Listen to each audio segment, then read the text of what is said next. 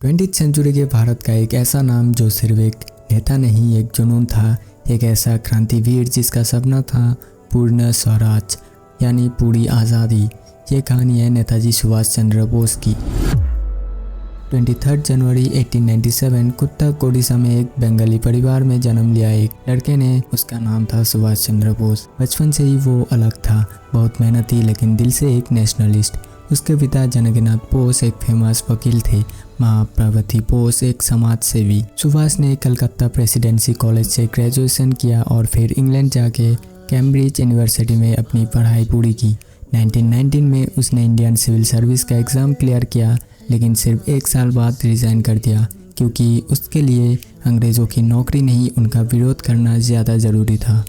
1921 में वो महात्मा गांधी के कांटेक्ट में आया, लेकिन नेताजी का सोच अलग थी। गांधी अहिंसा को मानते थे, लेकिन बोस मानते थे कि आज़ादी बिना लड़े नहीं मिलेगी। 1938 और 1939 में वो इंडियन नेशनल कांग्रेस का प्रेसिडेंट बना, लेकिन ब्रिटिश सरकार से डायरेक्ट कॉन्फ्रेंसेशन के चक्कर में गांधी और बोस के बीच मतभेद हुई। बोस ने कांग्रेस छोड़ दी और बनाई फॉरवर्ड ब्लॉक। 1941 अंग्रेज़ों ने बोस को हाउस अरेस्ट में रखा, लेकिन एक रात डिस्गस्ट में वो कलकत्ता से भाग निकला। लाहौर, काबुल, रसिया और फिर जर्मनी तक का सफ़र, ये थी द ग्रेट एस्केप, जिसमें उसने अंग्रेज़ों को चकमा दे दिया। जर्मनी से जापान और वहाँ से बर्मा। बोस ने बनाई आज़ाद हिंद फौज, इंडियन नेशनल आर्मी।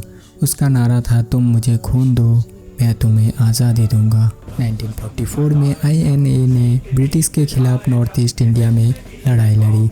18 अगस्त 1945 कहा जाता है कि नेताजी का प्लेन क्रैश हो गया ताइवान में, लेकिन आज तक एक राज है, क्या वो सच में मर गए या कहीं छुपकर अपनी लड़ाई जारी रखी। नेताजी सुभाष चंद्र बोस का जीवन एक मिसाल है कि आज़ादी के लिए सिर्फ सपने नहीं, बलिदान भी देने पड़ते हैं। आज भी उनका नाम हर देशभक्त के दिल में एक बिजली की तरह गरजता है। ये था नेताजी का सफ़र, एक वीर योद्धा, एक नेता, एक रहस्य, और जब तक भारत के दिल में आज़ादी का जुनून धड़केगा, नेताजी अमर रहेंगे।